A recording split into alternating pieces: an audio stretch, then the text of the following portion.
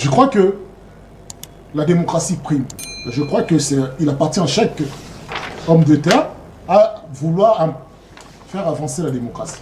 La démocratie, c'est aussi une prise de conscience que je suis là pour 5 ans. Très bien. 5 ans, n'a qu'on perdre comme n'a qu'on gagné. Pas qu'il a décidé à bender la mboka pas nani. On a choisi un intérêt chez la population congolaise.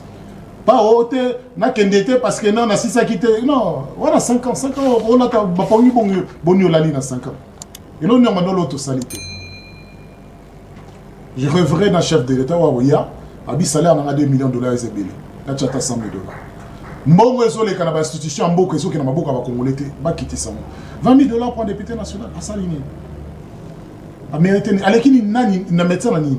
Avec qui professeur et universitaire ou bien professeur école primaire nani. Il faut un moment toujours un et d'ailleurs c'est ça les fonctions réelles. Politique ils allaient un moment clé il y a vie à mutu. On sali au epoki so ko kito va ne kotika la sage kotika ko. C'est sa carrière mon côté yo kotina famille kati moi c'est na kotina kati baba na no ba kotina kati boko mi bino ba politicien autoproclamé. On doit refonder la nation sur les valeurs. Et c'est de même aussi. Aujourd'hui, si nous voulons pérenniser les combats, to lit oyo ba père ya indépendance ba salaki. Ba salaki bongo oyo ezalaki par na bango. Mais nous aussi à notre tour, faisons aussi notre part.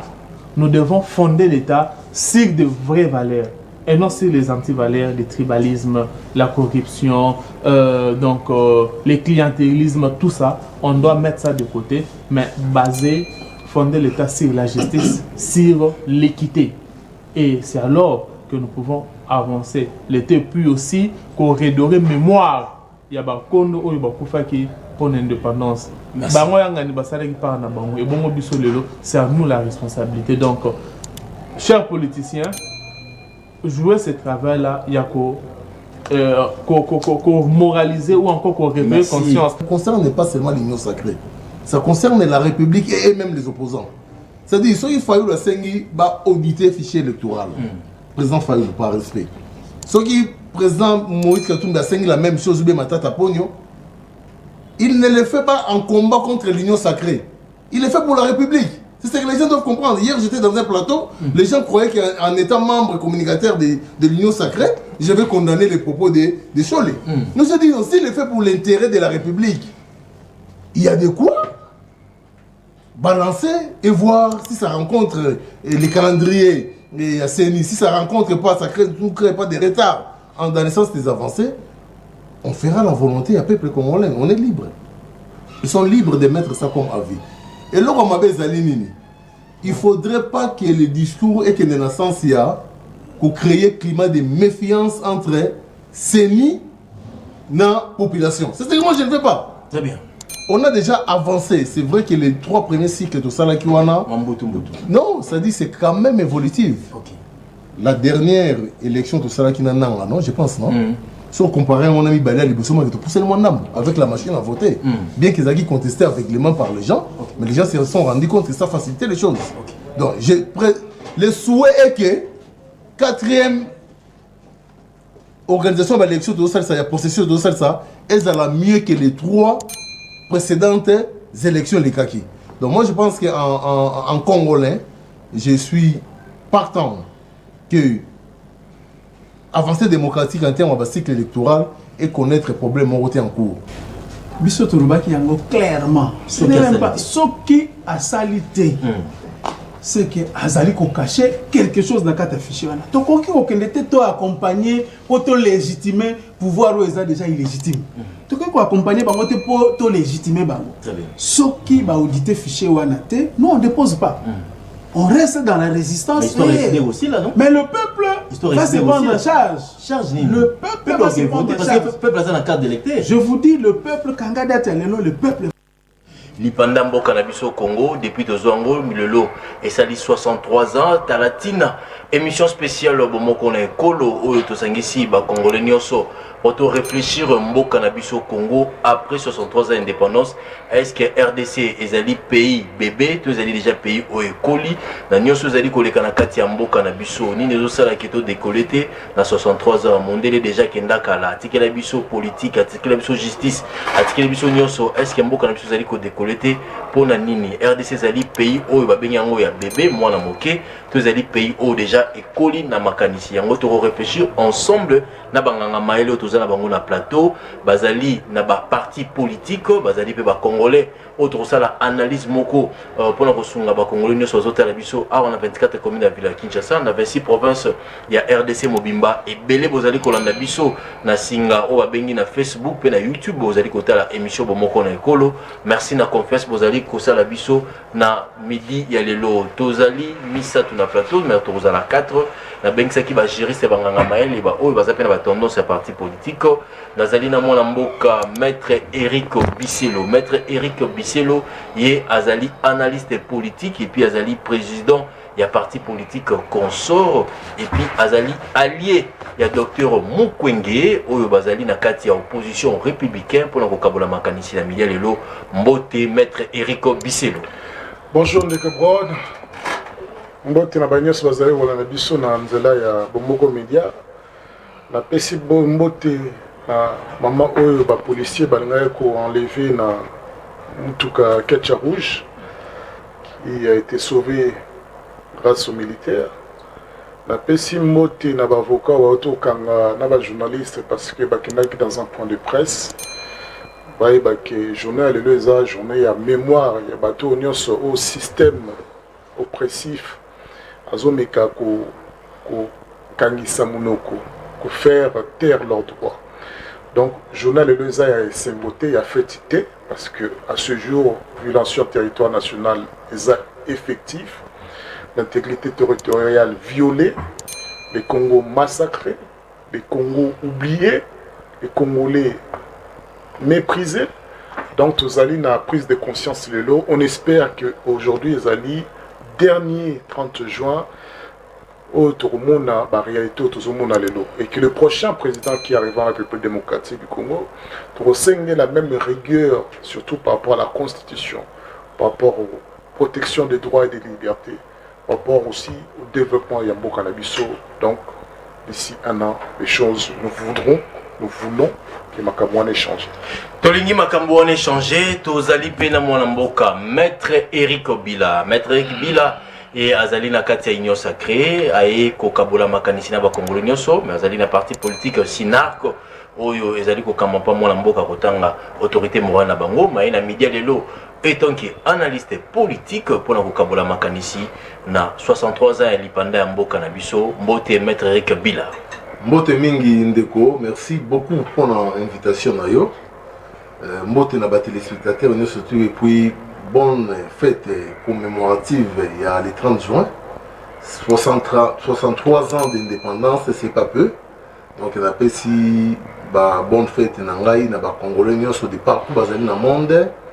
Awa na Congo, awa na Liban na mboka na diaspora, on appelle si ba bonne fête na ngai à tous ceux qui continuent à vivre mais qui avaient vécu l'événement. Donc bato bazaki na événement wana ba mona ba réalité na ngo bisika bozali vraiment ba bonne fête na bino nazali pour rendre ba hommage bato ba pays qui ba pris na bango pour na sacrifice suprême pour na to comme lelo libre et indépendant. En tout cas hommage na bino bien que bozali lelo ba défunt boko kanga été mais na rendre yango na ba famille na bino biologique na bana na bino et puis na ba entourage na bino. Donc voilà. Bonne fête à l'indépendance na SNARC, Congrès national africain pour les rêves du Congo, parti cher à M. Aimé Pascal Mongolokonda. Ici, Kazalipe n'a pas essayé ma bonne fête. Et pour conclure mes souhaits de bonne fête, je l'adresse au premier citoyen de la République, le béton national Félix Antoine Tshilombo. Merci maître Antoine Tshisekedi Tshilombo. Merci. Voilà. Merci maître Eric Bila. Tozali pe pour l'ambala liboso. Honoré biso na plateau oya bomoko na ekolo maître Julio Manda. Maître Julio Manda azali juriste et analyste politique et azali cadre na parti cher ya mwana mboka Martin Fayulu Madidi mbote mwana mboka maître Julio Manda. Merci beaucoup Mbote, messieurs les journalistes. Mbote na ba co-débatteur na nganyoso. Et mbote na ba congolais nyonso bazali kolanda biso na ngonga oyo. C'est vrai, Izali fête moko ya indépendance, il y a beaucoup de souffrance. Mboka Izali saucissonné, Mboka Izali occupé, Mboka Izali na insécurité. makambo ebele ils ont acheté taux ya dollar ba epesa kiso le 30 juin tokokoma na 1000 francs bon tozozela peut-être na après-midi $1 kokoma 1000 francs mais sinon na pesi mbote na bana nyonso ya SID na pesi mbote na président nanga le président élu Martin Fayulu Madidi pe na pesi mbote na ba cadre nyonso ya SID. La lutte continue.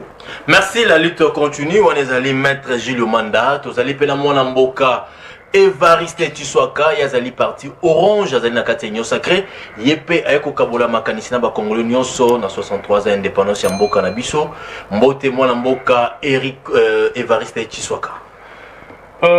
Mbote na yo ndeko Bon Samba na pespe mbote na ba ko débattre na ngai na banzete toye na sentiment moko je pense o ezali pour na intérêt ya mboka pe avec beaucoup d'humilité kolobete tant toyaka na ba plateau boyeza teke toza na monopole ya savoir pe ya connaissance mais ta okanisa mo to ya kokabola mo likanisi oyo biso pe to ko contribuer pour na avancement ya mboka na biso et na souhaiter bonne fête bien indépendance na ba nyonso o ba comprena indépendance ango ezali nini parce que na komona oyo na moni na nzela depuis na uti lemba kino na komi awa eza kokama parce que na moni ka ba marche de santé. La marche de santé. Donc c'est réflexieux à thé. Donc je pense que c'est une façon ya ko désacraliser indépendance ya mboka na biso ceux qui to commission na journée ya réjouissance ya ba marche de santé. Na souhaité bien bonne fête. Merci maître Ndekonanga Evariste Tshisekedi to yek poto kabola makanisi. Ba Congolais bele bazotala biso. Mingi ba okaka indépendance tchacha. Mingi ba tozo indépendance ba Belge batikela biso depuis 1960, l'autocommune en 2023 63 ans. Maître Gilles Omanda.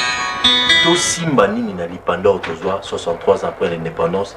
Est-ce que Congo doit avancer to tozongi sima na lipanda ba pesa biso 63 ans déjà et les cas to simba nini na lipanda yo mondela pesa biso. Merci ndeko journaliste. Na lipanda oyo mondela pesa biso to oyo to aracha. Pas ya mondele c'est vrai, c'était au prix du sang de tozwa indépendance oyo mais en réalité jusqu'aujourd'hui beaucoup d'espoir restent insatisfaits, beaucoup d'espoir restent déçus parce que to kanisaka ndenge mususu mais réalité otozo vivre lelo na Congo na biso en tout cas ça réalité autre que autre badeko kanisa que ceux qui lelo tozui indépendance to kosala ebele mais lelo na réalité na biso mboka sécurité ekoti na kasi na kati ya Kinshasa, ne parlons pas, il y a des enlèvements chaque jour. Bandeko na biso, il y a Mobondo, c'est-à-dire que boma ba Congolais, donc biso ba Congolais to komi ko bomala. C'est vrai, il y a l'influence aussi à ba pays étrangers ou baza ba voisins na biso, mais comment est-ce que biso moko ba Congolais to koti na kati ya likambwana? Baza ko utiliser biso ba Congolais pour occuper nos terres. C'est très dangereux. Alors to sengeli ko réfléchir deux fois. Et aussi, chose grave, les autres, vous allez comme on a, le régime, ils sont à la place, ils allaient utiliser les sous-bas congolais pour martyriser les congolais. Donc, on peut s'endakisa, il y a force du progrès. Force du progrès, les lots est commis pour éviter. Parce que le cas, ils ont foutu un trésor public. Tout lundi, la vidéo, ils allaient réclamer salaire. Bandeko futa bango le 5 et commis le 15 tout ça bazo réclamé même tina ministère il y a finance mais de quelle qualité bako réclamer que l'état a bango futa bango ba futa manakati il y a trésor public au moment où eza structure il y a parti politique fait privé et bandeko ba komi ko se comporter le la milice Kobeta, Koboma, Kosala, Onyoso Bazali Kosala, et pouvoir les alliés entretenir ma béwa. Ça, c'est encore plus grave. Donc, tous allez comme on a indépendance, de reculer les sous-sous, ma casse. Tout ça là qui moi pas, la série à Mobutu, c'est vrai, Mobutu a qui n'a ma bénaye, mais tout ça là qui pas, na Kasavu, tout ça là pas dans Mobutu, tu es reculer, mais awa, tu reculer les sous-sous, ma casse, pour la nisama, svio, tous allez comme Très bien, merci maître Junior Maloba de la Maloba. Mais tu peux si Maloba pas moi l'amboka Maître Eric Bila, 63 ans après l'indépendance, tout Simba Nini depuis Tozo Lipanda. Non, moi je pense qu'on doit être pédagogique dans la TV. Et les attitudes des gens, même de nos acteurs politiques, qui sont dans l'événement, toujours accompagné dans le point de vue de Bélé.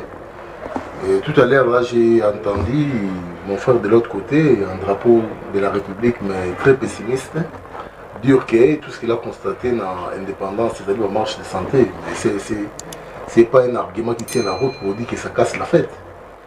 Les sports aussi, ça fait partie à la prise de conscience et qu'on a bien être en Mboka.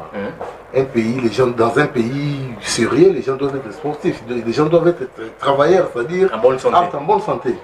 Donc ce sont des occasions qui se présentent pas tous les jours, autant. On a pas fait une émission, on a s'entraîner de 6h à 8 à 7h30 pratiquement, après on a fait une émission. Donc ce n'est pas un élément partout, voir les mal. Les gens profitaient, ils sont dans le plateau. Certains vont à la sport, certains vont être membres de famille. C'est une jeunesse sérieuse, donc c'est normal que diversité à l'activité. Alors on a une force du progrès. J'ai parié et je l'ai dit à haute voix ici que les forces du progrès ne sont jamais payées dans le ministère des Finances. La ligne budgétaire, on est payé. Dans le calendrier salarial, moi je pense que ceux qui y avait des revendications, je ne suis pas de l'IDPS, je suis de l'Union sacrée, mais il ne faudrait pas toujours qu'on mette la saleté dans ma réalité. Donc je pense que les revendications ne portaient pas sur un paiement requis au niveau du ministère et la finance. Alors qu'est-ce qu'on doit retenir dans les Congolais ont perdu l'essence du patriotisme. Comment? C'est-à-dire il y a moins de patriotes au pays. C'est-à-dire sur 100% des Congolais, on compte, à mon sens, que moins de... On compte que 20% de Congolais sérieusement patriotes. Et c'est ce qui fait que Moké est sauté. C'est ce qu'on doit retenir. L'amour du pays, de la nation, de la République a baissé dans les têtes des Congolais. Ça n'existe plus. Maintenant, c'est qui quitte. Les systèmes qui sont passés banda après indépendance, si le régime il y a sénateur à vie Joseph Kabila. Système Mozaki Nini. Système Zalaki. Kolongola, ba Congolais. Mayele ya bolingo ya mboka pour que mungunya aza na facilité ya ko infiltrer biso. Soki olingi mboka na yo, ata ba proposer un million pour bomande ko na yo ko boma été vrai ou faux. Soki olingi mboka na yo, ata ba proposer yo obebisa Jekamine, obebisa nini pour l'intérêt mindele. Au sein d'un hôtel. C'est ce que les gens doivent retenir. Vous vous imaginez que à l'époque, sortant colonialiste, d'abord colonialiste et la CIMA. D'abord on dit que Congo est la République démocratique du Congo, ils ont qui propriété privée. Il y a Léopold D, il y a un individu. C'est après le colonialisme, c'est-à-dire qu'ils ont copie à Léopold D, copie n'a pas barakin dans la patois quinois. D'abord on a eu Congo. Colonialisme et système colonial de la Belgique. Vous imaginez pour qu'on aboutisse comme on a donné l'indépendance, ce sont des jeunes il y a 25 ans à 30 ans. 25 ans à 30 ans. Oui, comment? Les Lumumba avait 27 ans à l'époque. Oh, mais pas toi, c'est par exemple, à 32 ans. Il y a Moussika, papa là-bas. Vous imaginez, c'est pourquoi ils sont en train de dire aux Congolais, Reiki le Koti. Très bien. Amour patriotique est associé. C'est-à-dire, ils l'ont fait par risque patriotique dans le lingue Mboka. Et là, on doit se dire la vérité. Aujourd'hui, les gens sont plus partisans des camps politiques. Même quand on voit les mal, parce que je suis de ces camps politiques, non, on a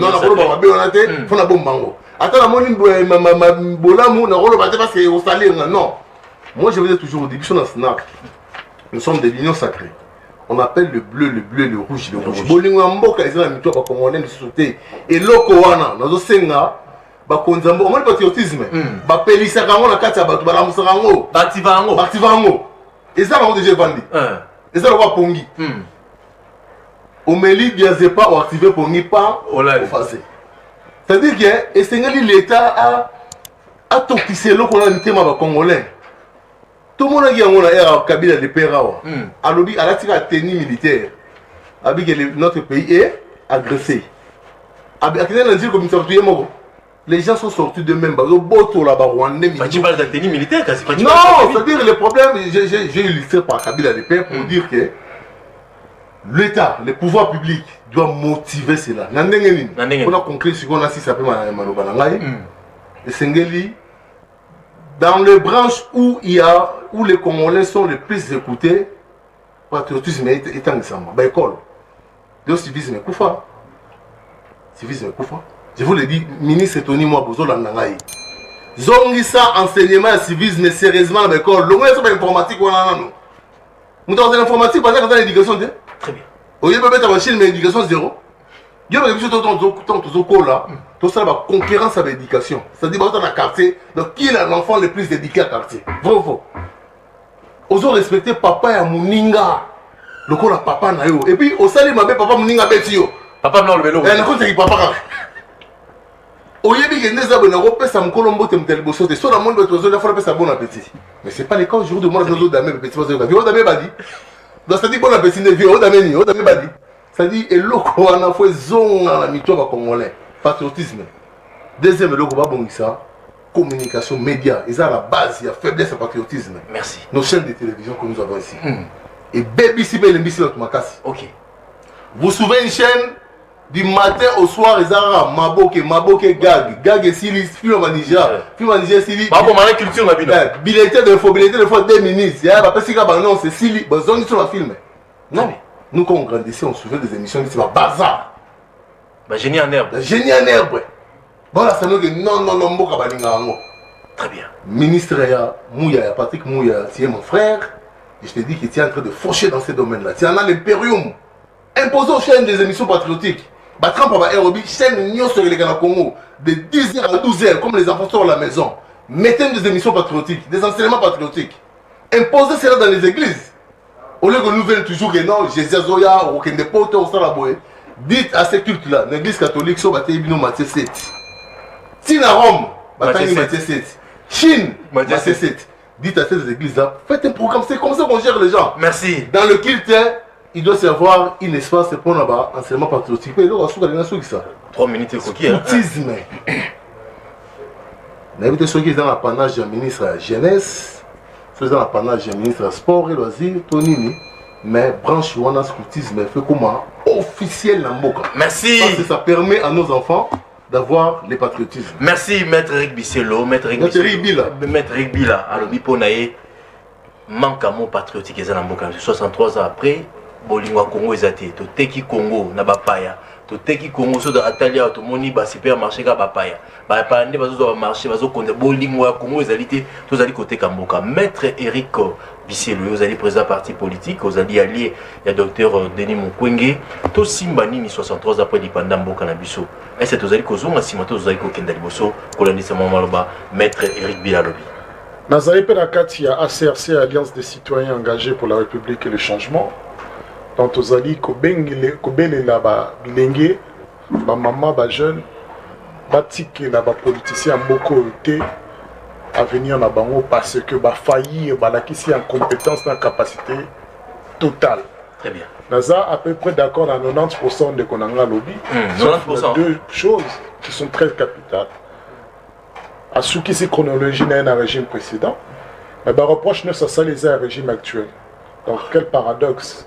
C'est-à-dire que à comprendre, il y a mon hasard en tant que patriote à se rendre compte que le régime n'a rien fait pour améliorer les choses. Très bien. Régime n'a rien fait pour que l'amour patriotique revienne et colle à l'issous. Mais les Congolais sont patriotes. Dans le lobby pour fait concret, l'appel à chef de l'État qui est menacé, il y a des gens qui ma pinga. Et les appel au Kouanate. Et les lots sont au lobby, on a un les lots qui ont oui, Rwandais, Bakuna, Balamukaka. Donc, go mon lobby, on a appelé ça 10 minutes que les Congolais sont à Bolingo. Mais, on a na kati ya sommet, bazo briller une exemplarité. Très bien. Bangonde bazali ko boma bolingo mboka. Ozo koma na mboka moko population citoyen moyen a gagné moins de $80. Ils ont gagné $2 millions. T'as la différence.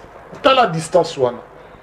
chef de cabinet na monique était déjà biso to gagner mbongo ebele mais ko kite to bakisa susu pour na biso 80% mbongo ya mboka ezoke na maboko ya minorité moko boye et bozo linga ba bola balinga mboka alors bino bozo jouer na bomengo mboka ba bola nde basi na bino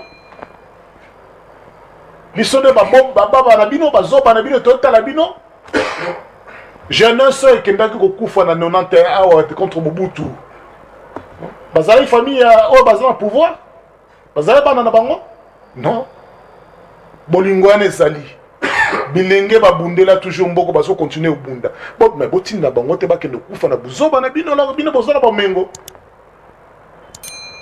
na bana na bino ba continuer na combien se sont enrôlés pour bakende ba répondre ndenge ba congolais ba répondre qui n'appelle la chef d'état na bana na bino ka ba continuer combien bozo lo papé te bolingo okitisa basalaire na bino bokabola mbongo ya mboka na babola tozalaki 20 millions babola tokomi 40 millions bozolo baka tolingaka bino bolingo ngo yango wana donc boumbu bonga bozo section na boumbu l'indépendance sans tozwaki yango ezalaki tolingi tobima na boumbu très bien boumbu mindele pas tokota na boumbu moto mwindo mais tozwa destin na biso ama mais papa na biso na bandoko na biso babundaki bitumba na babosanaki que après l'indépendance il y a une forme de l'état en place.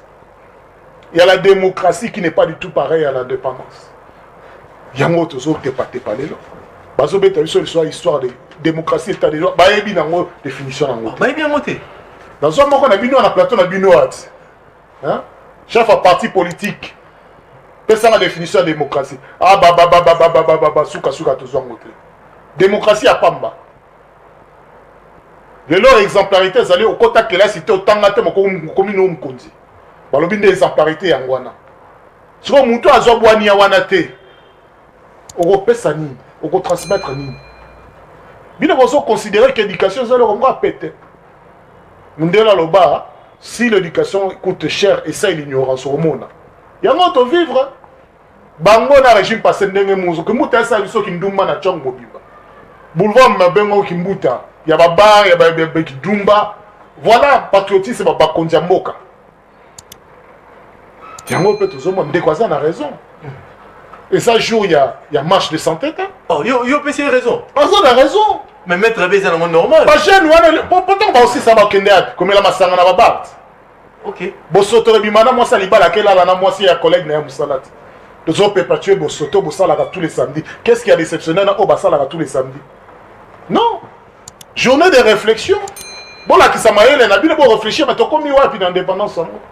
Bon pesa ba initiative moko bo que no baninga ba bola. Ba o bazali maele bo sala biloko moko la bolingo o sala mbongo ta muki o sala ngozo partageant na baninga na congolais. Maître, est-ce que le loza fier d'indépendance to zo? Le to komi ya l'indépendance. L'indépendance c'est ça sous question te.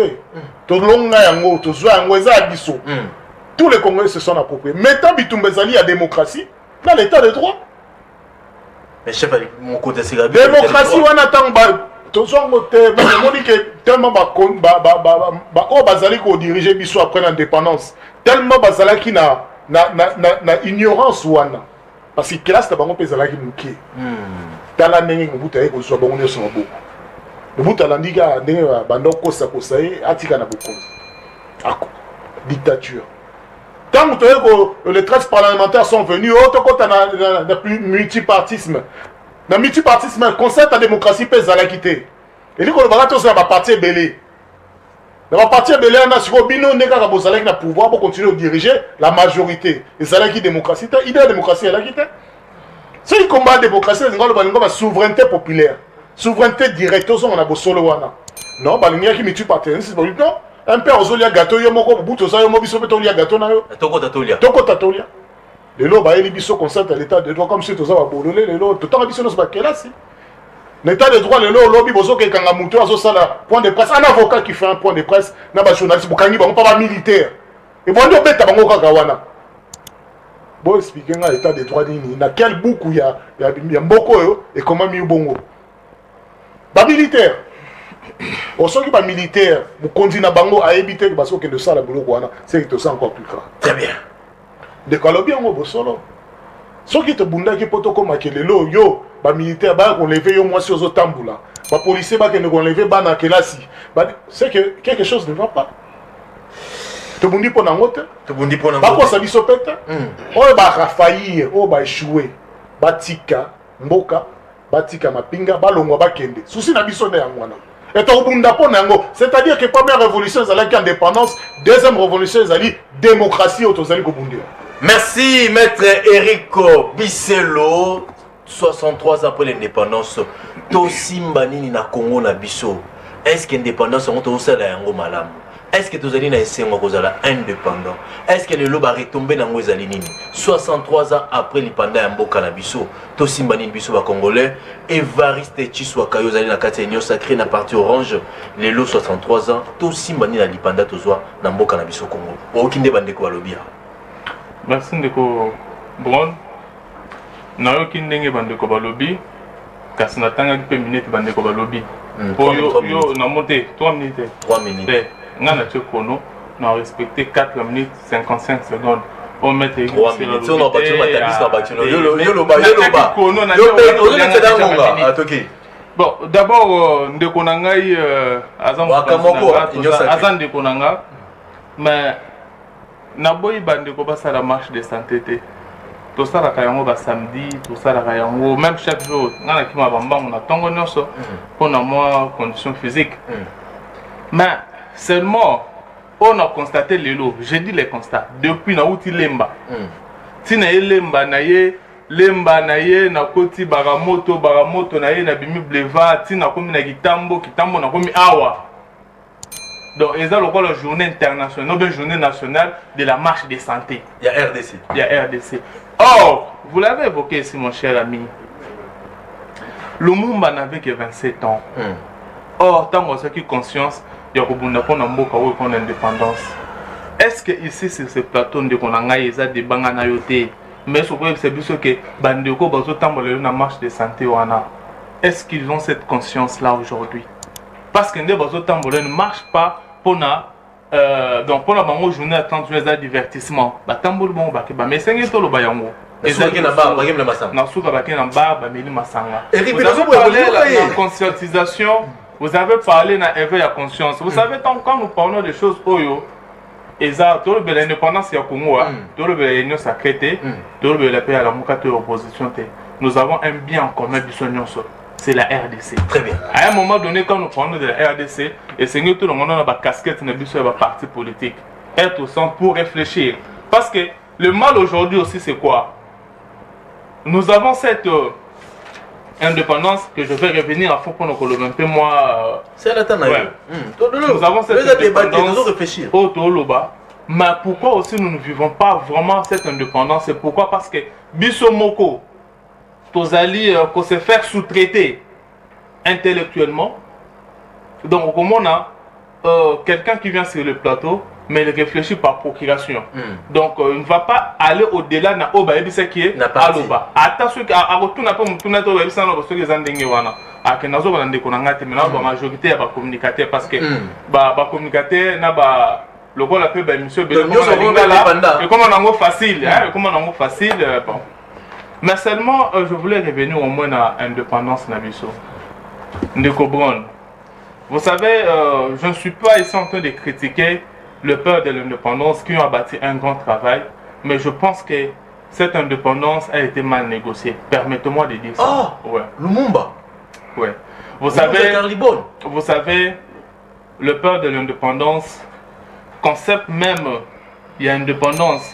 Et c'est avec une image minime dans le concept d'indépendance. Pourquoi? Parce qu'ils ont vu plus l'indépendance. Le col a bon somme oyo et c'est que tous ont besoin de mindele tous à la ndenge mokoto longa na fimbo ya mondele. Mais ils ne sont pas allés au-delà. Quand je parle d'au-delà, je parle par exemple de l'indépendance économique qui n'a jamais été négociée tant que ça la table ronde. Bon, c'est un politique. Oui, c'était juste parce que fimbo les gars qui trop. Comprendre film de quelques tours il faut vraiment en tout cas mindele biso na bango comment est-ce que biso de cause à la bango ba tabanya takabiso. Ils ont négocié cette indépendance et juste après négociation d'indépendance wana toyena bitumba moko yenano nous ne sommes pas le père de l'indépendance. On négocié l'indépendance mais ils n'ont même pas défini la forme de l'État juste après. Il y a un moment qui après indépendance acquisition indépendance on a débat, il y a fédéralisme, il y a État unitaire, tout ça. Ça crée des divisions. Et partant de cette division, l'homme blanc, comme Souci Nézarek, parce que je vais rappeler ici que lors de l'indépendance, je rappelle ici le 19 juin 1960, il y avait eu Oyo Bindele Babengaka, loi option. On a demandé à toutes les entreprises, Oyo Banda Koevre, na RDC, na Congo belge à l'époque, va choisir entre Koevre sous la gestion belge ou congolaise. Et sur toutes ces entreprises, plus de 300 Bandima, Bazo Evre na Congo, mais sous législation belge. Et vous comprenez au moins, moi, ma tête, c'est une indépendance. Et l'homme blanc, après cette indépendance, c'était à nous. Le père de l'indépendance, ça n'est pas en Abango. Mais nous qui sommes venus après, on devait pérenniser. Le Seigneur, le côté, une amour compréhension, ma caisse, n'est pas tout, mais qu'on peut côté à fond. Mais qu'est-ce que l'homme blanc va faire? L'homme blanc va nous imposer, va nous faire croire que nous ne serons pas capables de se diriger, incliquer Bissobongo. Parce que tant que tu as une indépendance, tu vois le même système éducatif, le même programme scolaire, pendant l'indépendance dans le Congo belge, on est continué qui. Or, dans ce système-là, le Belge ne nous formait pas pour gérer avec eux le Congo. Nous, on n'était pas des gestionnaires, on était des exécutants. L'homme blanc gérait seul le Congo, nous sommes des exécutants. Mais ce programme-là est continué dans haut. Et il y a aussi une petite réforme. À plus tard, c'était vers les années 70. Il y a aussi une réforme. Donc tu vois que tout était fait pour que l'indépendance soit les indépendances, il y a facette. Mais au fond, et jusqu'à aujourd'hui, vous savez, Poutine, pendant qu'on fait en Ukraine, il a dit quelque chose. À lobby, je ne ferai pas la guerre à la France. Je ne me battrai pas contre la France. Mais il suffit seulement que je révèle la conscience des Africains. La France va s'affaiblir d'elle-même. C'était un message direct dans les Africains et particulièrement dans les Congolais. Au Wap, nous avons ici la même mise. Il y a les Français, il y a les Belges, il y a les Américains et presque les grands Occidentaux, nous sommes la même mise dans Bango. Alors, pour chuter, ce que je voulais dire, c'est quoi? Même aujourd'hui, même dans nos politiques, vous allez le voir. Nous sommes indépendants, mais vous allez voir nos politiques en tendance. Quand ils cherchent le pouvoir, il y a aucun Libanda pour chercher le pouvoir. Merci. Maître Jules Manda, aussi manière l'ipanda na biso est-ce que tu as qui pressé à cause de l'ipanda on te sert la mot malamu bazo babiso ndenge de bazo ba ah mundela imposer biso to zo l'ipanda mais tu ba importance na côté l'ipanda to zo politique mais économique to zo te le yango chic dollar ezalika ko mata to simba ni 63 après l'ipanda mboka na biso Congo. Non mais moi je pense que nangonga oyo to sengeli ko bosa na nano ba o ba nekosaki indépendance na biso. Très bien. Parce que 63 ans après, nous devons nous poser la question, nous, qu'est-ce que nous avons fait pour le Congo? Le monde Babapinda, ceux qui sont indépendants, tous en ont des confrères à l'Obiao. L'Ipanda, tous en ont déjà. Mais qu'est-ce que nous faisons de cette indépendance? C'est ça la grande question. Les lorsque totali bilan 63 ans après, sur la télévision, les Alaraka, stabilité des cadres macroéconomiques. C'est ça le bilan 63 ans après. C'est chaque jour, vendredi, stabilité du cadre macroéconomique. Mais l'économie n'a pas c'est ça qui est extraverti.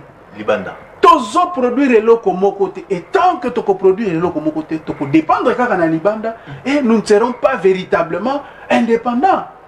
Les loyaux, Nekoti Lombalobaki, a joué clé. Il y a Nzala, aussi Nzala. Mais depuis Aloba Ngoti, ça fait combien de temps? Et c'est trop condamné qu'à perdre de l'indépendance? Je ne pense pas. Très bien. Tolobi a photo industrialiser pêche na biso. Qu'est-ce qui empêche Namboka Mounene le Congo qu'on somba bateau de pêche, qu'on industrialiser pêche, toli a penza bio. Na biloko ya biso ba misi bazali ko kola a botami a koli a kufi na kati ya mai pour la vieillesse. Sans que ba ali kota na libumu. C'est très grave. Les loyaux, Ce que l'économie, parce que nous devons parler plus de l'indépendance sur le plan économique, parce que on a des places où vous allez asphyxier. L'économie n'a pas dépend de la Libanda, l'économie n'a pas dépend de la Babaya. La banque aux allez quelles sont les banques où ils allaient à Bisso Congolais? Exact. 63 ans après. Même la pièce de rechange, tout dépend de la Nigeria. Ce qui Nigeria là, il bon, l'élo, ville brequin comme autant. Et Martin Angopé, Mouta ko inquiété, Azati. Alali à l'objet, bon, l'élo n'est pas boyé, Piné comme autant. Mouta ko inquiété, Azati. Nous devons réfléchir sur la production. Tout le monde là, nous makambu, il y a un discours. Tout kende n'a matérialisé, penser la biso. Penser à ma père de l'indépendance. Qu'est-ce qu'il voulait dans le Congo? Balinga qui n'y va pas. Balinga qui Congo est libre. Mais est-ce que le Congo est libre? Congo est libre. Tous dépendre toujours de Libanda. Tous allez dans le pétrole. Tous allez dans le gaz. Mais comment voulez-vous que les bateaux tous partagent dans le lac par exemple? Baza ko exploiter gaz. La biso doit exploiter. Biso doit exploiter. Baza ko ça la pêche. Biso doit ça la pêche. Mais que voulez-vous? Donc le Lumumba il faut la mouka. Aïe, les sous que non, il faut bosser la raffinerie à pétrole là, non. Nous devons maintenant prendre conscience. Ce qui reste, moi je pense qu'aujourd'hui le peuple congolais a matissimo à maturité parce que tout ça les sous bébé. Là en tout cas moi je m'inscris en faux dans la thèse exacte tous à la bébé. Tout ça va bébé biso va congolais le peuple. Tout ça va bébé. Mais seulement nous devons prendre les choses en main. Il faut tous à la responsable, il y a destin à Bisso. Le peuple doit se décider parce qu'aujourd'hui, nous constatons une chose. Les dirigeants au peuple à Lingui, au peuple à voter. Tout ça, l'année électorale. Nous devons dire un mot sur ça. Les dirigeants au peuple à Zopona. Pourquoi exercer sa caté?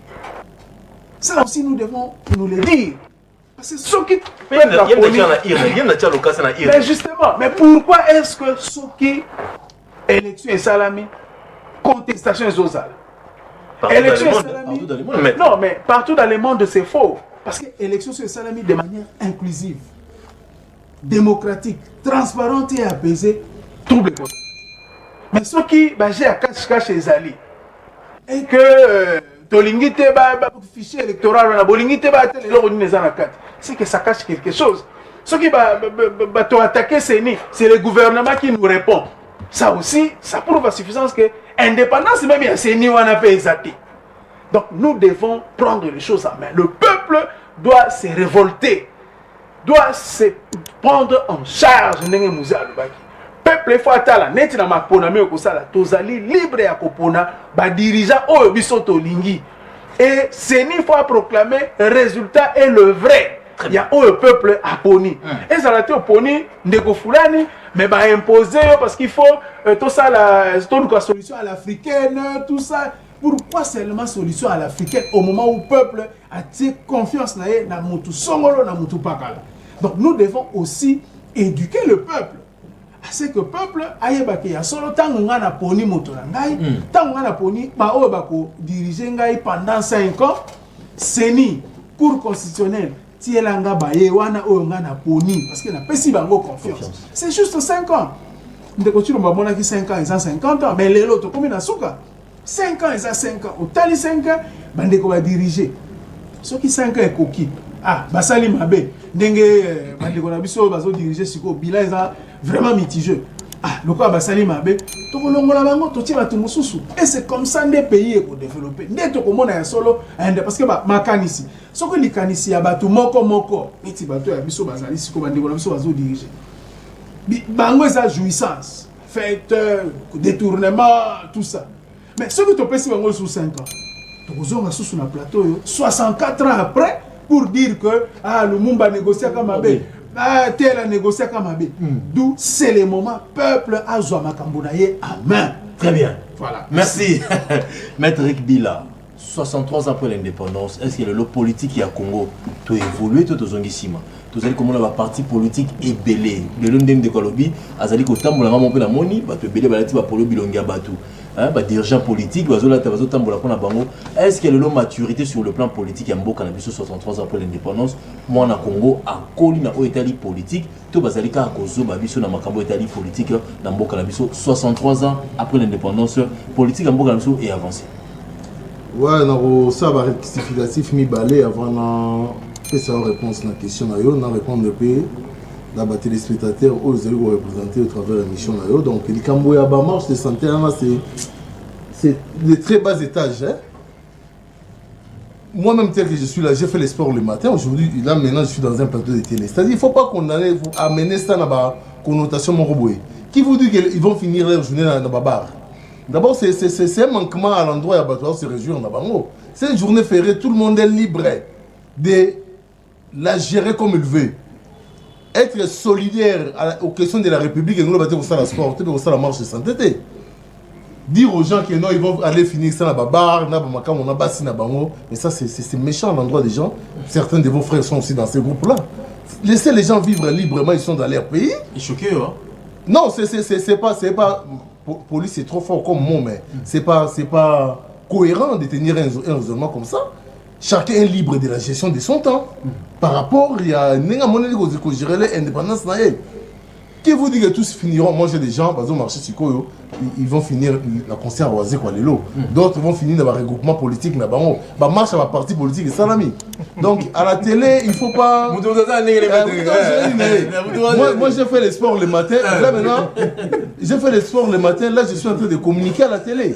C'est pas que j'ai un souka qui a dans la salle de sport. Donc, c'est-à-dire sur Ramon, on a attendu dans la salle de sport. Là ils me mettent dans l'eau à toi qui me la massang. Et pourtant je ne bois pas la bière. Je suis là maintenant comme communicateur. Donc, à la télé, les gens qui nous suivent attendent de nous de la grandeur. Il ne faut pas se rabattre très bas. Et là, quand on dit dirigeants, soit-disant que les dirigeants qui sont choisis ne sont pas. Non, ils choisir à Salada. Fayoulou n'a jamais été voté. Oh. Mais oui, je vous dis la vérité. Fayoulou a voté. C'est ce qu'il a gagné. Mais la preuve est que c'est ce qu'il est le président de la République. Très bien. Vous voulez quoi? Non, il ne faut pas raisonner par absurde. C'est-à-dire qu'on a mis l'issue, mais on a mis l'issue de l'itoï. Bon. Comment on a mis l'issue pendant que l'issue est moi? C'est Fatih qui a gagné les élections. Fayoulou était classé deuxième. Abi Bengi président élu, n'a pas sentiment politique. A tiré la mutuelle partisan. Il a commencé à pardonner. Ton papa y a limite de l'élection, il y a des concept de limite de l'élection et ça m'a dit que les politiciens sérieux. Oh déjà le bon TV que non, la limite de l'élection. Allez dans sous Kalango, n'a pas participé à l'élection, t'es pas partisan Basiliki, Babouki siège. Des théâtres que nous vivons dans la sphère politique. Alors c'est pas ça le monde. Réponse maman la question là. La plupart de nos politiciens sont théâtrales. Oh. Ils font bien les choses plus que les vies de loin et les ossobés. C'est ça pour l'indépendance. La politique est devenue trop théâtrale en République. Regardez ça dans la TV, non? Dans le plateau, nous avons des communicateurs. Des gens qui n'arrivent même pas à tenir de façon cohérente un raisonnement jusqu'à la fin, mais au moins on a un communicateur à partir, qui gagne à partir, tout et tout. Donc pour répondre à la question, nous avons régressé. Le prestige qu'avait la qualité des politiciens, les analyses politiques, il y a tout et Kiti. Pourquoi? Oui, mais oui! C'est pourquoi on doit régler, on doit arranger cette réglementation. Il y a en matière de création de la parti politique, par exemple. C'est tellement monnayé que quand on a l'argent, on peut se taper un parti politique.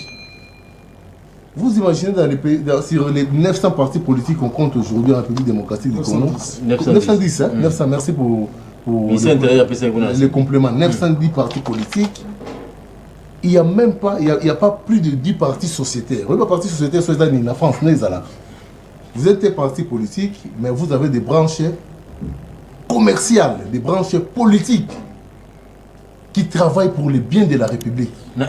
Démocrates ou socialistes. Vous trouvez dans un parti politique des gens qui analysent des questions, des solutions économiques à apporter dans la situation économique à Mboka. Des questions juridiques sensibles à Mboka.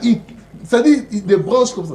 Dieu merci, nous l'avons au sein des SNARC. Ils allaient quoi? Ils allaient sérieusement. Sérieusement, je vous dis la vérité, ils allaient. Aujourd'hui, si on peut s'étaper héritage politique ni indépendance, c'est même c'est le goût des chanceleurs au Pamba. Politique à Congo. Aujourd'hui, en République démocratique du Congo, pour être ministre, ce n'est plus question de compétences. C'est question d'appartenance politique et de quotas. Quand on recommande ces gens au nom de quotas, n'a pas niveau intellectuel là-bas. Non. On doit se dire les choses de la vérité. On a régressé. Quand on vous envoie par quota, ça dit méritocratie et conflit. Moi, je vais chômer pendant que je suis intelligent, entre guillemets. Mais un bourri, ou bien un mouton, il était parce que ça on a vécu ça ici. On ne va pas citer les noms des gens, nous sommes à la télé. Déjà incapable de finir même une phrase en français. D'écrire même son propre nom, de façon correcte. Mandataire. Ministre et mandataire. À un moment donné, j'avais aimé le style. Organiser gouvernement Ngébima, concours et gouvernement de Saï magistrature. On va recevoir comme un gouvernement. Mais vous allez voir des choses. Mais aidez-moi bien. Mais non, on solo.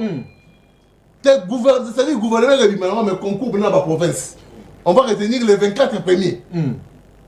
Bâtir maintenant structure internationale, des structures nationales valables.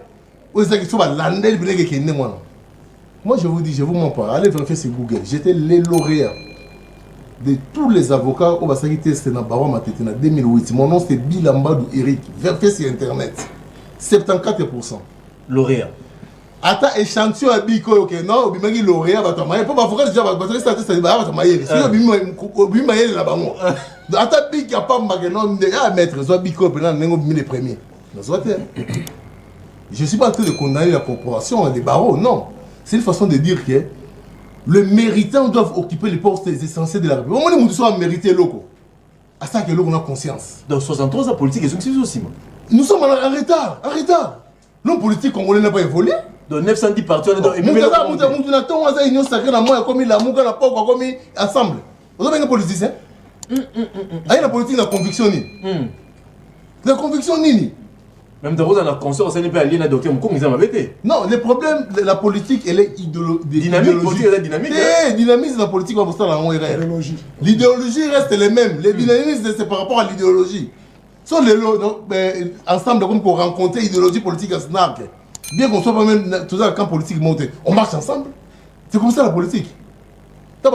L'ennemi de hier peut devenir ami d'aujourd'hui. Les arrêtés de Touromba pire. C'est-à-dire idéologiquement, tout le monde. Donc tout ça marche ensemble. Mais bien sûr, socialiste, un démocrate. Ah, c'est pas ça, Ramon. N'a pas beaucoup. Socialiste, c'est oh, bon, IDPS.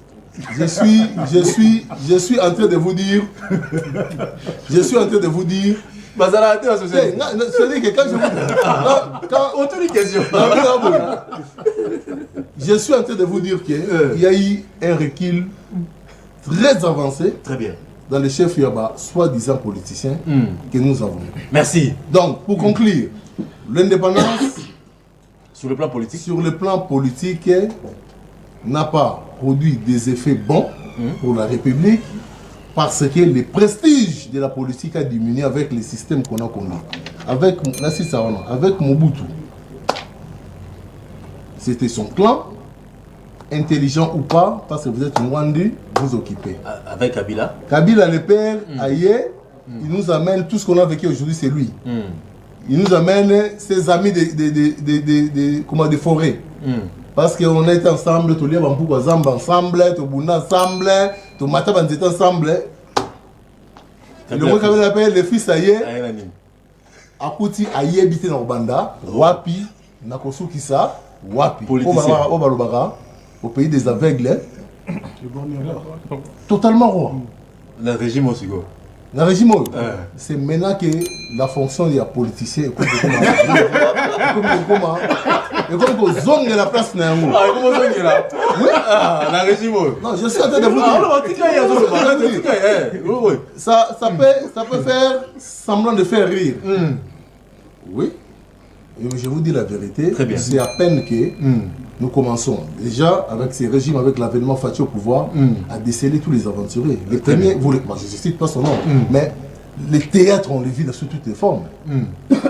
Des gens qui, à longueur de journée, lancent des messages idéologiques, l'Obinango a pardonné, l'Obinango n'a pas pendant que lui-même. C'est-à-dire, je ne cite pas seulement lui. La plupart de tous ceux qui prétendent être opposé à cette révolution positive au moins en bas, Félix Antoine Tshisekedi, même dans Mboka, pour la plupart sont têtes. Donc la conclusion d'Ali, on a régressé. Merci. On doit faire des efforts pour remonter. Merci, Maître Eric Bila, Maître Eric Bisselo, 63 ans après l'indépendance. Est-ce qu'il y a politique à Congo? Ils allaient au Pium, Toké Liboso, Totozonissima. Comment faire pour toi avancer sur le plan politique à Congo? 910 partis politiques dans la RDC et produit au Nini 63 ans après l'indépendance. Bah, produire un dégonangaï, on est Eric. Une schizophrénie totale, paradoxe total.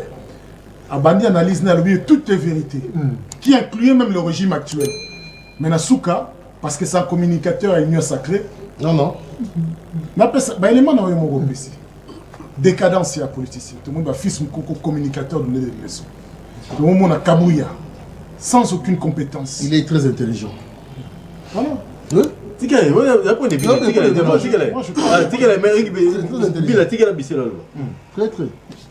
On a vu d'abord Kabound devant, très intelligent, mais il a dit non, il faut que je revienne à l'école. Très intelligent.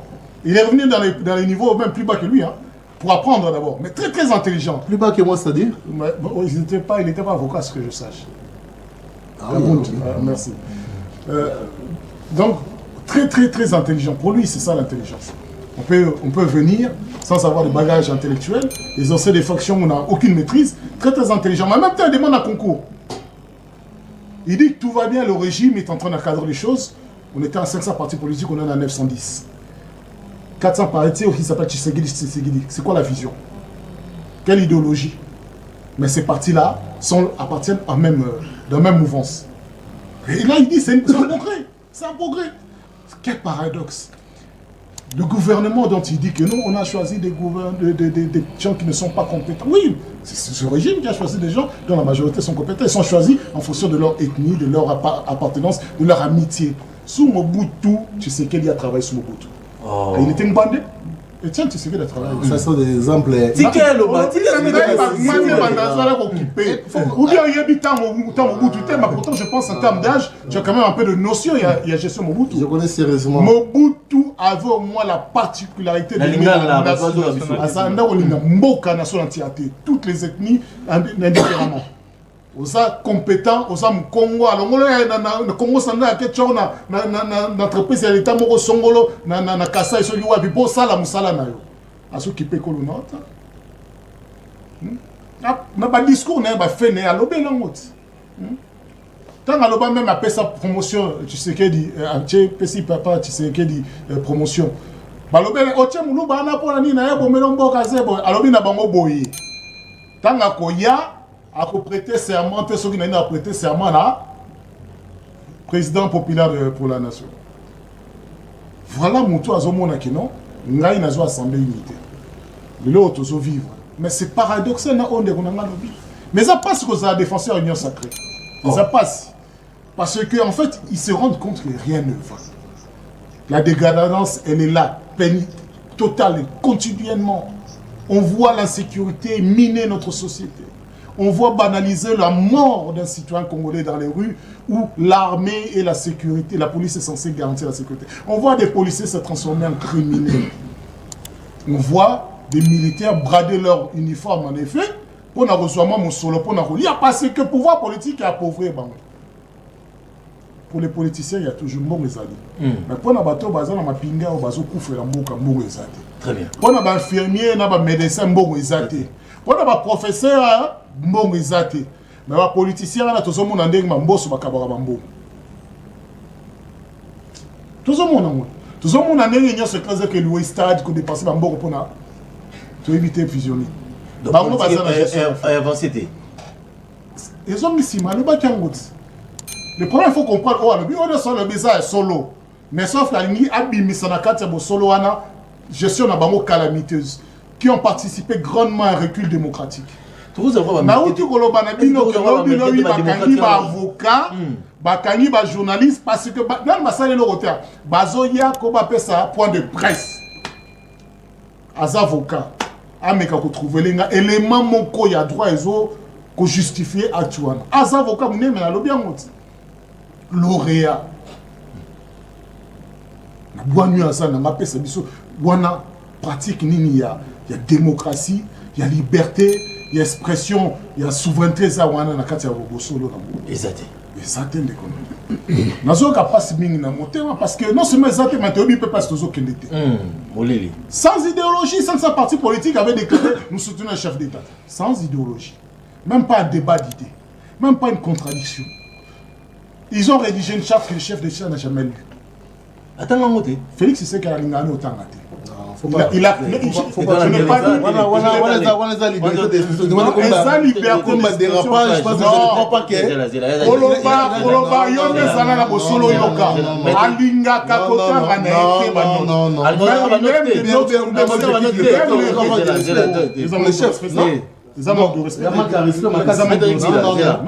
il a jamais vécu même une minute avec Fatih. Tout ça n'a pas conseillé. On lui a suivi. Moi je il doit retirer. Attends, on va tirer en moteur. Non, on continue, c'est pas on passe à la télé pour vous dire que le chef n'a pas lu la charte. Il a mal raison. Non, c'est pas compréhension ok, d'accord. Maître, non, c'est pas 63 ans, t'es là.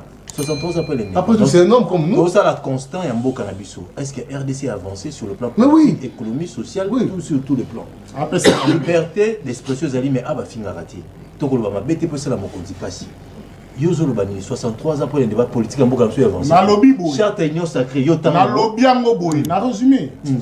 On a approché, on était avec des conseillers directs chef d'État. Qui va confirmer politique. Sur des dossiers spécifiques. Et il nous dit, chef d'État, Alinga Kane Kotan, il faut lui faire des notes. Alors combien il expose les pauvres. Alinga Kate. Ça ne veut pas dire qu'il n'en est pas capable. N'habitez vous comprenez, non, Alinga Kate. Mais quand on a 6 moi, je n'avais pas accepté dans un plateau où on a Zali que on commence à dire des choses condensées. C'est des résumés condensés pour Namoutoua qui est objectivement là. Et ça, Bongo. Et là, je comprendrais. Parce qu'il ne va pas passer son temps à lire. Ça va de votre émission à des trucs comme ça. Papa, le bip va s'aller condenser. Non,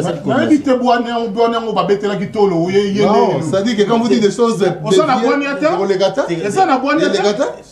Comment je vais dire que le chef de l'État n'a jamais lu la charte union sacrée sans preuve? C'est quoi ça? Maître Rick Bisselo. Bandi là, on peut discuter au Bini. N'a lobby une chose. Faites-nous des bons castings. Papa, je suis un très bon casting à ton niveau. Zéla. Moi, je suis licencié en droit, sciences politiques. Zéla, titre académique. Non, c'est un bon casting.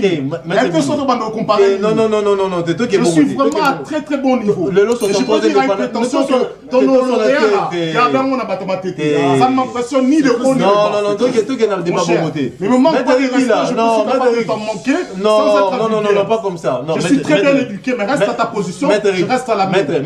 Maître Béric. Vous allez apprendre c'est quoi la démocratie, vous allez apprendre c'est quoi la liberté d'expression. Maître Rigbila. Si vous ne comprenez pas, je ne suis pas responsable. Maître Rigbila, 63 après l'indépendance. Non, mais il faut nous faire peur d'une ignorance, et nous on doit se corriger par rapport à son ignorance.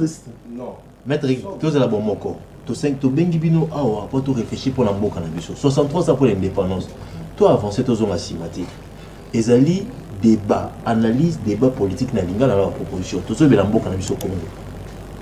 Toucher point politique, est-ce que 63 ans politique en Bourg est avancé? Au lieu de peut-être à comprendre en mobilité. Il y a le Bénin. Parce que la chef de l'État va condamner pour attendre la note, mais la lettre va nous attendre en note. Papa. Dossier volumineux, il n'a pas le temps de le lire. Dossier volumineux. Oui, dans l'objet, il n'a pas le temps de le lire. Très bien. Il n'aime pas prendre perdre son temps à le lire. Faites-lui des notes techniques condensées pour qu'il va droit au but. Allez, avancez très bien. Mon cher, c'est une question de bon sens. Ok, d'accord. Quelle frustration, tu te charges de peau, on dirait moi c'est la famille, non? Ok, politique, maître. Politique. C'est triste. Au moins, le problème est ça. Et ça, une prostitution intellectuelle. Très bien. Prostitution intellectuelle. Pour la mbongo, pour la partie politique, bazo traduire, bazo exposer même science. Bango est démagogue. Bango, c'est eux qui fabriquent les dictateurs. C'est eux. C'est cette classe politique-là. Oh. Tu peux me dire même un avocat en quoi c'est un politicien? En vertu de quoi? Azali, analyste politique. Oui, mais analyste politique à partir de quelle base? De quelle formation? Juridique? Non, Mon cher, Il s'est attaqué personnellement, je me réponds. Moi, Moi, je suis licencié en droit et sciences politiques. Non, ok, merci. Professeur en droit et sciences politiques. Allez, Évariste Tchoussouaka. est-ce que le lot 63 ans pour l'indépendance, Mboka na biso avancé sur le plan politique?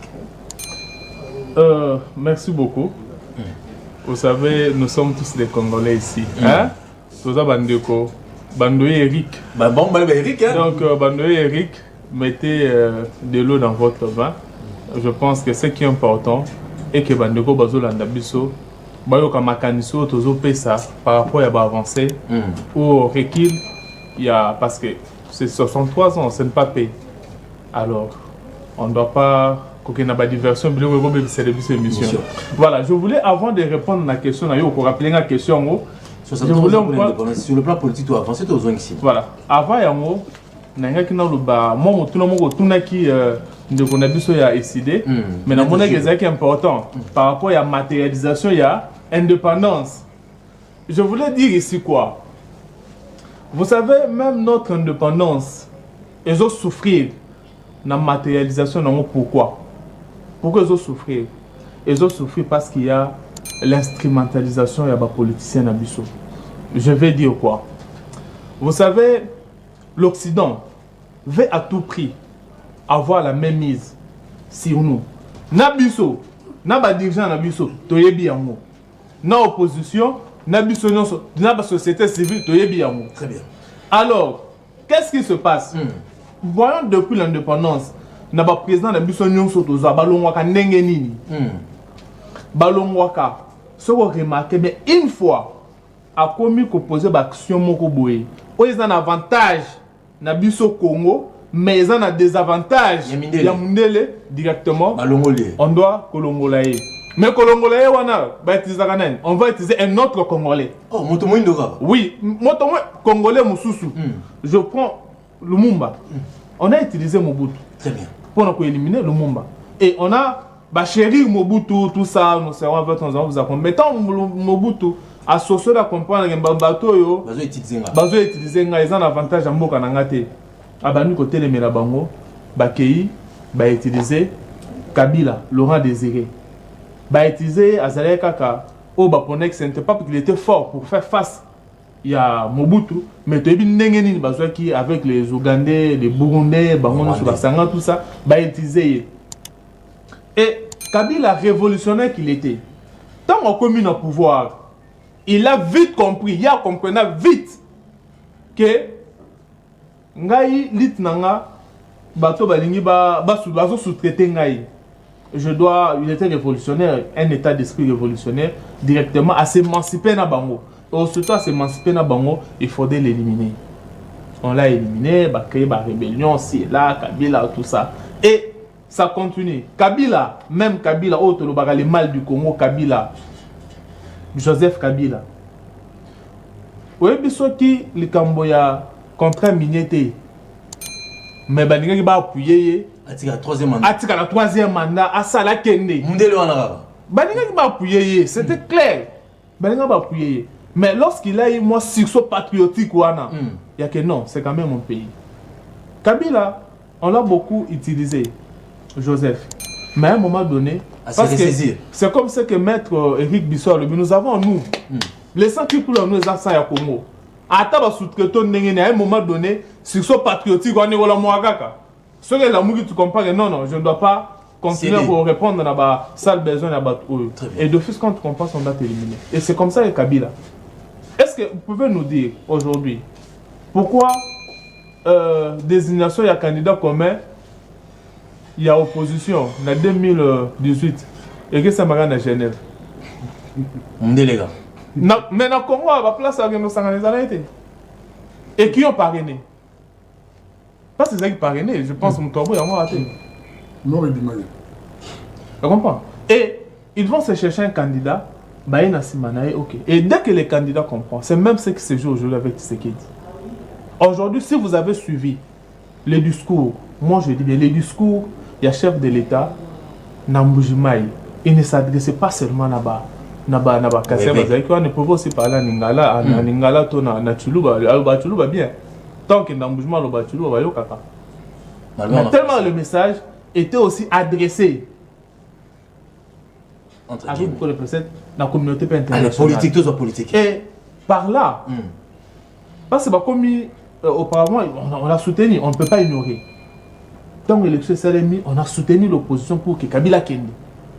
Et Kabila, c'est que de ton pouvoir, on veut encore sous-traiter ce qui doit travailler pour leur compte. Et ce qui crée le problème de aujourd'hui, c'est quoi?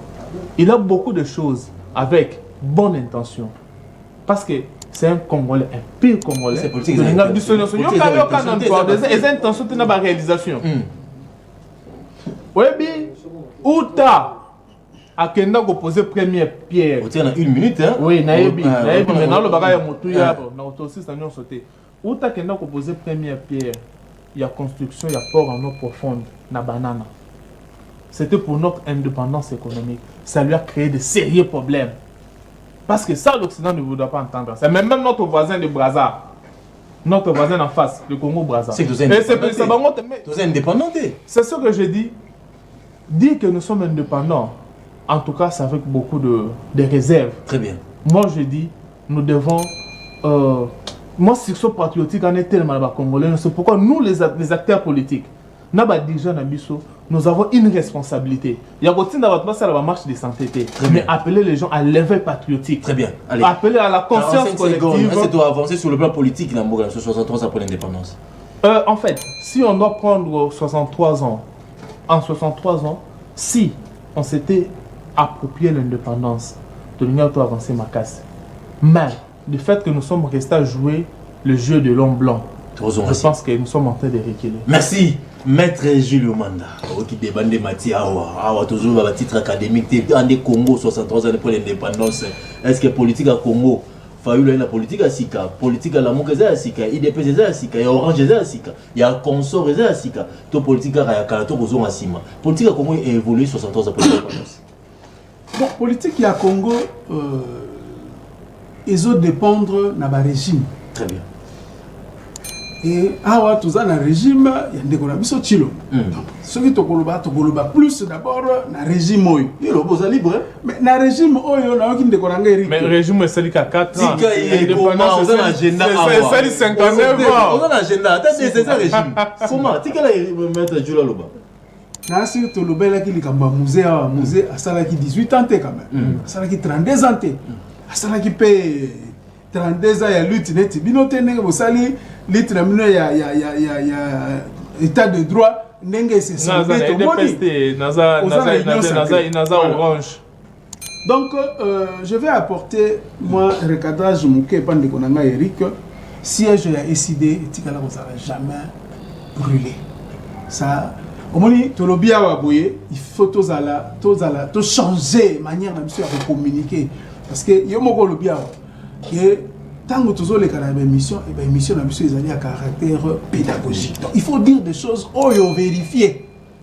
Siège na biso et tikala koza atali banga mon côté à part ndenge bandeko na biso ya union sacrée ndenge ba yaka ko sala ba désordre ko panza ba vitre ba militaire tout ça mais na awa na makambo oyo président qui position ezalaki position moko très courageuse. C'est pour l'intérêt du peuple. Mais un mécontent Bazali, hein? Bah, mécontent Bazali, comme toujours, ceux qui décision moko ils ont mis la partie, il y a toujours, on ne peut pas, tout ça la partie démocratique, la preuve. Oyo kiti ata membre moko a décidé à fingi à dos ndobasi. Oyo kiti, peu oyo kate. Muto ko finga été muto ko critiquer été ngai na komela qui est même lobby. La présidence était bonne chance. C'est pour dire que tout ça la partie moko démocratique. Président a souhaité bonne chance. Tout ça, la partie moko très démocratique, donc accueilli, parce que à ça, on a raison, on ne peut pas l'en vouloir. Très bien. Voilà. Donc, siège est égal à Kopanzanate. Mais maintenant, par rapport, il y a les Cambodgiens dans le lobby que Congolais foisois, courage, que tango à voter. Effectivement, bah, oh, il y a comme bah, dirigeant naïe, bango anande, bah, proclamer bango. Mais les Kouéri Kaboye, bango, lobby, Fayoulou, Aboya Sali, Boazongi, Boya, il y a beaucoup de choses. Mais il y a beaucoup de débat. Mais je vais rappeler seulement une chose ici. Secrétaire général, il y a eu des PES, Kabouya. Les vidéos existent. Les vidéos existent. Oh, il y a une vidéo à l'obi que Kabila, Atali, nani oyo akopesa bokonzi bavideo ezali tokei na likambo ya Senko awa ntango ndeko na biso moni mikolo oyo depuis lobi ndeko Chilombo akiti moke parce que abandaki koatake bacatholique mais bapesaki ye réponse balobi akoki kokosa bato nyonso mais conscience na ye akokosa yango te ayebi mpe bango bayebi ndenge nini akomelaki wana. Il s'est calmé d'office. Non, mais il s'est calmé d'office. Ça dit tout. Est-ce qu'il y a un sous? Oui, il a fini sous la catholique. Est-ce qu'il y a fini? C'est ça. C'est que vous reprochez, il faut quand même aussi. Attaquer Bango. Retirer à Fingaki. Mais Nabadir n'a lobaki que un chef de l'État, c'est symbole de l'unité. Même s'il faut qu'on y ait droit de l'homme. Ils s'en foutent. Mais c'est très grave. Mais la personne qui a réponse,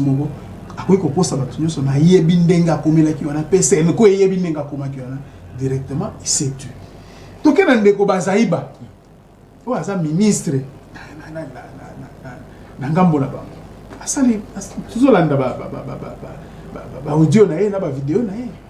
alobi tango bazaki na lamuka résultat o ba proclamer que ezaki résultat oyo ezalaki na alobi yango siko pendant que les ministres alobaki nini tikela comment vous êtes journaliste comment tikela ça circule tout s'informer tout landaka donc tout ça sur tout là na qui sans ça alobi yango alobi que résultat o ba proclamer que ezaki résultat asa ministre et ministre d'état je crois de ce quoi. Donc, il faut Congolais à s'émanciper. Il faut et je suis sûr que cette fois-ci, dans l'élection, il faut télémédier les fichiers. Martin Fayol a boycotté l'élection. Non. Alors, il faut lire Tina Souka. Il a pensé à tout. Alors, que tant que déposer ma candidature à tous les niveaux, tant que fichier électoral, et qu'on a audité na ba structure moko avérée ou ils ont une expertise et puis ils ont une indépendance. C'était ça. Et c'est clair, ça ne demande même pas l'interprétation. Donc toko kende na ba élection et ben élection on a la preuve. Kadima pourquoi Alinga Kutana Lelo na président élu Martin. T'es n'a pas opposant. Non, d'abord bango bandimaki ko Kochaka yebo t'es n'a pas opposant. S'il vous plaît, Akutana opposant. Oui, mais d'abord nani o a boosté les choses pour que rencontre en ça. Parce que bango bandimaki na bango déposer ba candidature. Mais biso tolobaki la vie n'est pas seulement dans le parlement. Tolingi parlement oyo mutoko kende ko sale la peuple. Et ça a été mouton qui est pour $21 000, mais qui pour la politique est avancée. Politique est avancée. Très bien. Politique est vraiment un recul. Yamaka, c'est parce que l'élo, n'est pas un tribalisme, un clientélisme, impunité la justice. Mouton a détourné bon l'élo à côté de la prison 10 jours. Abimi, mais moi non, à Ibika, moi, Lipa, à côté de prison, à sali 5 ans de prison. Puis surtout, il y a combattant, il y a SID. Entre autres, Luc Moulopo a zali l'élo en prison. Mais Bakanga est injustement. Très bien. Mais tu as dit que Bunda a Kobima. Merci. Bon, moi, qu'on a école émission à peuple congolais. Tobenga congolais ne soit Razali utile. Castingo, tout ça, la réunion de Koki. Tout ça, a besoin de maître Eric Bila, maître Eric Bisselo, maître Julio Manda. Tout ça, a besoin d'Evariste Chiswaka. Ah, ou à Marmoulabino, vous allez vous kotanga casté. Souvent, des peuples congolais à tangate à comprendre. Politique ni les autres Kalambo Kanabiso. 63 ans après l'indépendance, est-ce que l'économie à Congo est Keliboso? Est-ce que la politique à Congo est Sungimboka? Sur le plan de sécurité, tout ça dépend de Kanaba Paya. Est-ce que Poto Salanini, Poto Kimen en Bokanabiso? 63 ans. Mundelaya. Poto Zanaba Banque, Poto Salanini. Poto Zanaba Avion, Poto Salanini. Poto Zanaba Train, Poto Salanini. Tozana Maye Belé. Mais déjà, signé la Mélarama à Régie des Hôtés. Tozana Courant. C'est Kangaï na loba papa. Je peux commencer du pharmacie. Na lobi na kaka mai. Tika biloko yo. Tika. 089 52 66. Tozana mai, tozana courant. Tozana nyoso na mboka na biso. 63 après l'indépendance. Tosala nini poto kende liboso. Parce que DG na biso ya régie des eaux amelaka mai na biso. Mais mai ndebima na ba pompe. Mai bima na ba pompe ba bongisa ba chop mai bima. Parce que mon konzambo a fait le monsala kitoko, les maïm, moi, ils vont bimatin, ils peignent la pigeon, on a tout fait témoignage kitoko. Mais, maï ba peuple les a pour ça courant za pour ça maï za pour ça sécurité tout ça la minyango tout ça là bande ko biso 63 ans après l'indépendance ya mboka na biso ba lobi été Congo zongi sima toujours dépend des gars na mindele bazo pesa ba injonction de quoi ça les révélations ba kendaki Genève ko ça la nini de quoi lobi a mondele ndé aloba ceux qui Kabila toucha la code minier maintenant sont ça troisième mandat donc toujours dépend des gars na mindele mais tout ça ndeni poto bimana bombo wana ya toujours réfléchir na banganga maïle na plateau na biso na bomoko na ekolo actualité le 20 décembre 2023, élection Zali, selon Nanga. Mais tout le monde a la tractation à Makassi, selon Denis Kadima. Mais Boyo Kanezalité. Ce qui est l'eau. Mais ça, ma caméra a réalisé. Alors, si c'est mission d'ailleurs, et puis il me donne ça. Pour pouvoir appeler ça la boîte, on va c'est vrai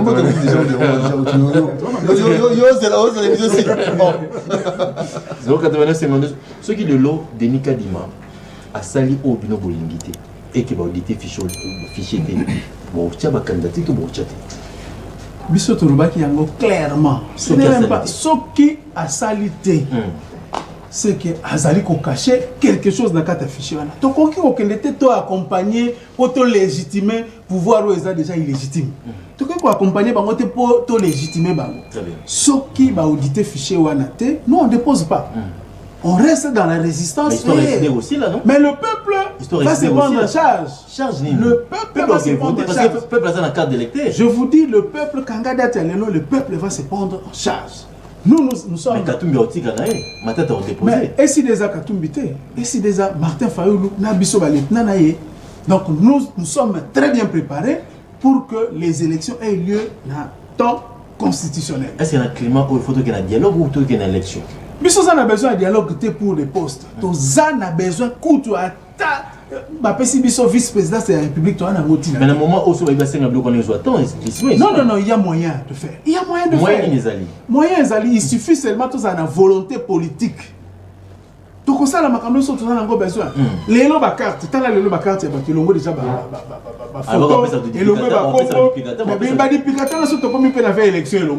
qu'est-ce qui va donner encore? Donc nous devons aller dans l'élection.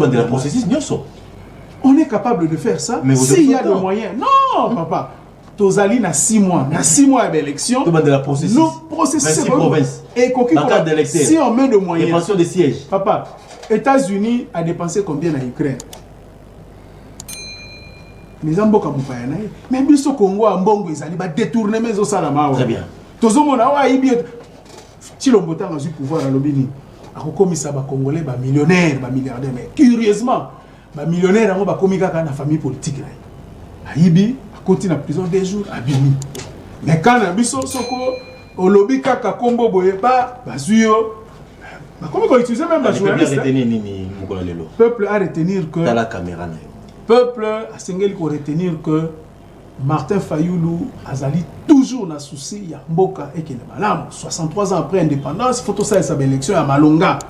Total a exposé des motifs, il y a constitution à biso mini et lobby. Et sur base de ça, M. Kadima a sali sa élection, il y a malade. Peuple a payé confiance. Biso tolobi tozana problème na yété. Parce qu'il y a une confession religieuse et si ndimaye biso tozana besoin ba politiciens bazali na kati ba représentants na biso bazala. Fichier électoral va auditer yango pour que tokende na processus moko apaisé tozala à force égale. Vraiment sengonanga ezalaki na sepeli na casting et salami débat ezalaki vraiment très bien na moni bande konanga mi balé ba Eric bandongwani c'est ça la démocratie. C'est ça aussi les hommes, il faut qu'on le bat. Et s'il s'agit à retirer, il s'agit à couper sa lambote et tout ça. En tout cas, j'ai aimé. C'était vraiment un grand plaisir pour moi de partager ce plateau avec mes co-débatteurs. Merci, Maître Eric Billa, ils ont représenté Sinarc, ici, moi, qui est dans l'élection, qui va découvrir la fichier électoral, va auditer en Molissousou, bazala mécontent, bazala confiance de Asseni, à Denis Kadima. Donc, le bani, vous allez prêt, est-ce qu'il y a un climat photo qui est d'élection, tout qui est de dialogue, Bino Sinarc. Ma 45 années pour l'Ambo Cannabis au Congo, 63 ans d'indépendance, il faut tout ça, une vision et mieux années pour le Congo, tu peux sur 2 minutes aussi ces missions, Nyon Soloba. Ouais, merci Mingi Ndeko. Moi je pense qu'on doit être optimiste. Le chef avait dit lors de son discours à l'état de la nation que l'année 2023 sera essentiellement électorale. C'est-à-dire, c'est déjà une annonce que les bases, les partis politiques et tous les acteurs politiques doivent se mettre sans quoi, tout ça, si soit je suis en train d'arriver. De se mettre en course de préparation qui est toujours qu'une des verbes élection. Aujourd'hui, il est un constat vrai réel que il n'y a jamais eu des élections parfaites dans le monde.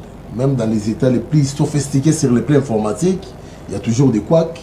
Même dans les États les plus démocratiques en termes d'avancée comme le Congo, problème est à. Mais on ne veut pas dire que, comme il y a des problèmes là-bas, on s'accapare de ça comme jurisprudence Nambour à la Bisso, tout le monde a un problème normal. Les revendications que font les Congolais autour, il y a vigilance, il y a fichier électoral. Autour, il y a vigilance, il y a processus électoral Mobimba. Ça ne concerne pas seulement l'Union sacrée. Ça concerne la République et même les opposants.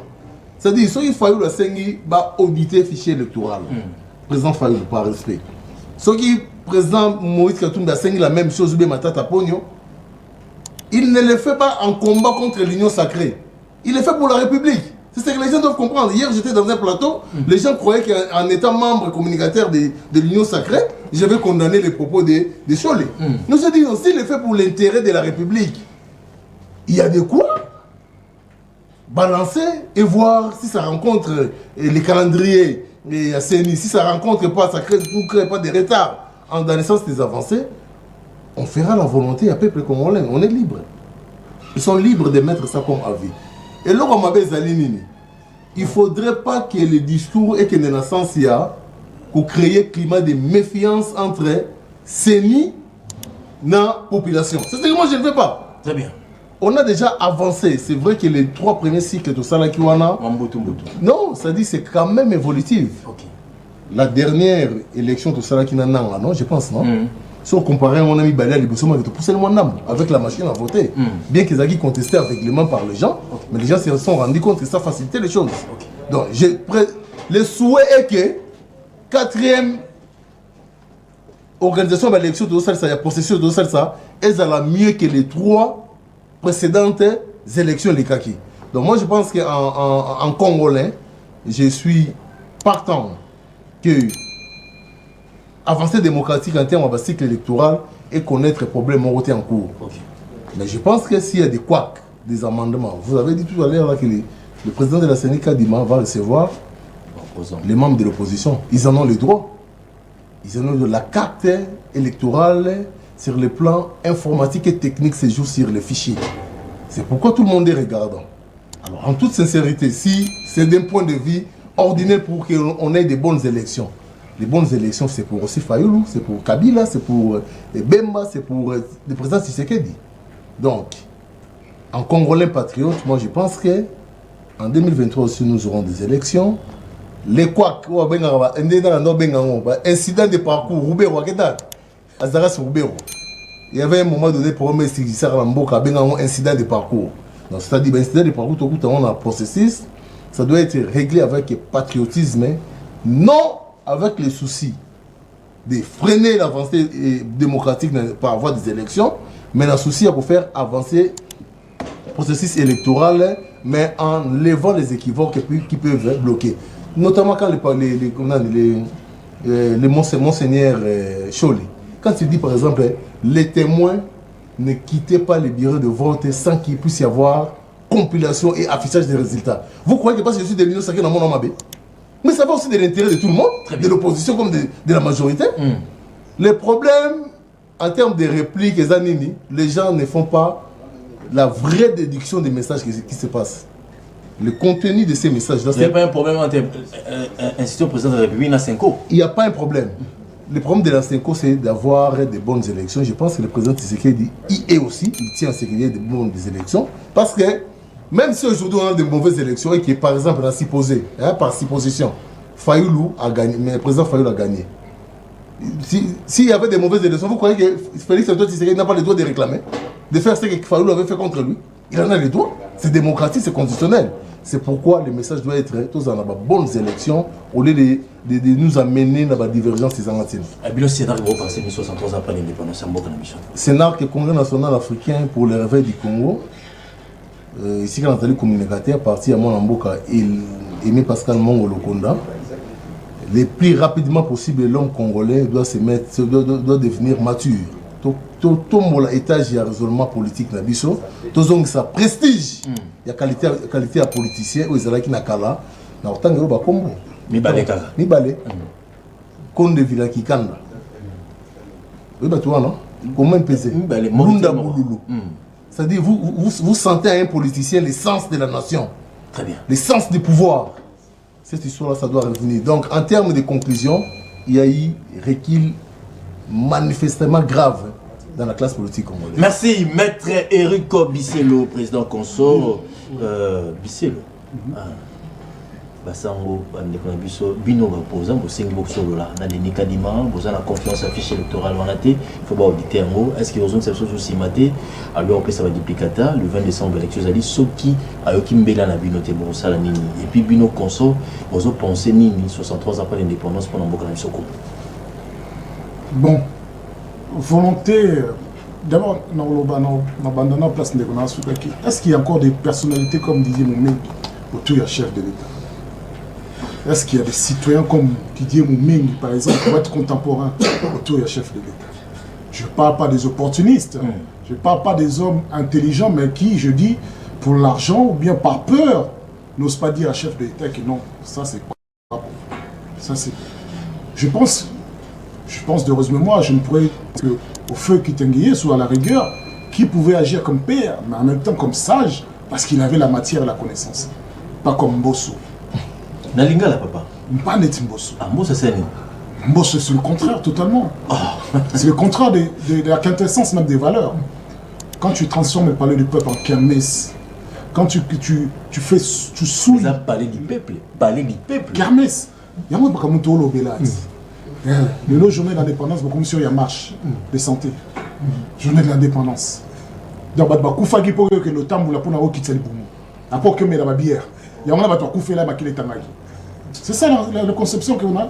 Non, il faut être sérieux. Je crois que la démocratie prime. Je crois qu'il appartient à chaque homme d'État à vouloir faire avancer la démocratie. La démocratie, c'est aussi une prise de conscience que je suis là pour 5 ans. Très bien. 5 ans qui n'a qu'on perd comme n'a gagné. Pas qu'il a décidé d'être Bendel Ambo et pas Nani. On a choisi d'intérêt chez la population congolaise. Pas haute, n'a qu'un été parce que non, on a 6 ans quitté. Non, on a 5 ans. 5 ans, on a pas bon la ligne à 5 ans. Et là, on a dans l'autosalité. Je rêverais d'un chef de l'État, Waouya, à salaire on a $2 millions et zébélé. Là, tu as $100 000. Mbongo ezo les canabas institutions en beaucoup ezo qui n'a pas beaucoup à congolais ba quitter ça.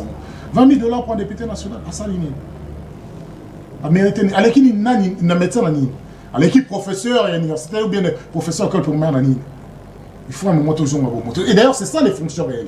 Politique ils allaient un moment clé il y a vie à mutu. On sali au ekoki so ko kito vandi ko tika la sage ko tika ko. C'est ça carrière mon côté yo koti na famille kati moi na koti na kati baba na no ba koti na kati bokomi bino wa politicien autoproclamé.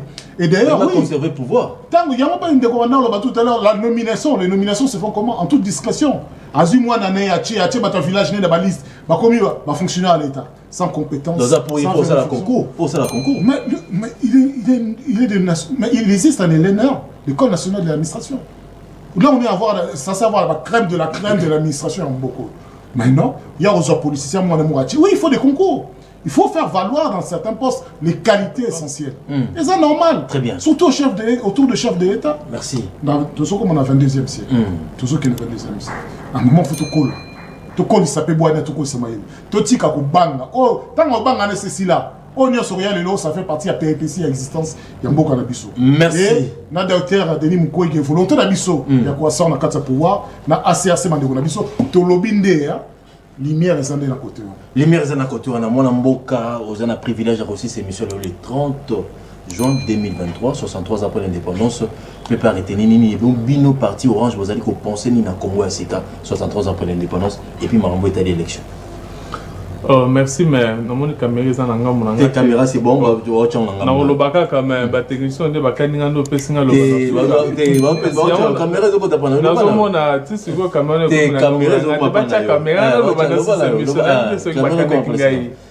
alors, en fait, d'abord, j'apprécie beaucoup de marche il y a ya Kadima, président ya Seni, ya koluka bongo kokutana na bayi opposition pesa pluriel, mingi franche oyo ya ndeko na biso Fayulu, Katumbi, Matata, ça va de la crédibilisation ya processus.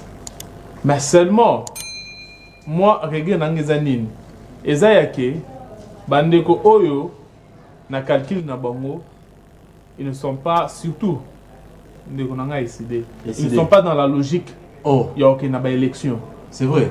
Et oui, ils ne sont pas dans, parce que soit basé dans la logique, bah il va convaincre Ados Ndombasi, il y a que non, reste là. Zélèbre surtout Koutananaka Dima et puis tout ça, mais ils ne sont pas dans cette logique-là. Donc ils sont dans la logique, il y a blocage, il y a l'élection ça les matins. Et si des raisons pour pouvoir oui, basé na kat il y a na basé na chemin na bango, on ne sait pas, mais nous allons entendre quand même le compte rendu, il y a rencontre na bango na Kadima. Nous les partis orange, ce que nous disons, ils ont une idéologie na biso, le refondisme. On doit refonder la nation sur les valeurs. Et c'est de même aussi. Aujourd'hui, si nous voulons pérenniser les combats, to lit oyo ba père ya indépendance ba salaki. Ba salaki bongo oyo ezalaki par na bango. Mais nous aussi à notre tour, faisons aussi notre part. Nous devons fonder l'État sur de vraies valeurs et non sur les antivaleurs, le tribalisme, la corruption, les clientélismes, tout ça. On doit mettre ça de côté, mais fonder l'État sur la justice, sur l'équité. Et c'est alors que nous pouvons avancer. L'État puis aussi qu'on redorer mémoire. Il y a des gens qui pour l'indépendance. C'est à nous la responsabilité. Donc, chers politiciens, jouer ce travail-là, il y a qu'on moraliser ou encore qu'on réveiller conscience. Maintenant, on est bandé qui m'a pardon. 30 secondes, on a un informaticien, un informaticien de formation, un licencié en mathématiques informatique à part la formation sous Castan, on a quelqu'un de qu'on a lobby, non, aïbisa. Non, Tony Mwaba, allons l'informatique à Tchakagani, non, nous sommes dans un monde. Le bongo, dans un monde évolution technologique, on ne peut pas minimiser et l'informatique dans la formation. Merci. Merci, j'ai beaucoup de respect. Merci. Normalement, dans le lingue moko, informatique ou anezali, le lingue moko. Et le bac ballon, on a informatique. Merci. 63 ans après l'indépendance, de ce plateau plateau spécial, on a maître Eric Bisselo et puis on a maître Eric Bila, on a maître Gilio Manda et puis on a des Konabiso Evariste Tiswaka, ils ont plateau spécial 63 ans Congo Eza Biboki, ma réflexion à Bango, les gens qui débattent, ils ont mission de réflexion, mission pédagogique pour être bon Konabiso Congo Kendelboso. Merci na moi Mboka Eliezer Mibanga aux aliko Sungabiso na ba fiche au monde na kaoto ça la casting de Tinde la Kabande Konyo aux ali grâce à Ndekonabiso Eliezer Mibanga, ils ont une mission spéciale, directeur mission spéciale.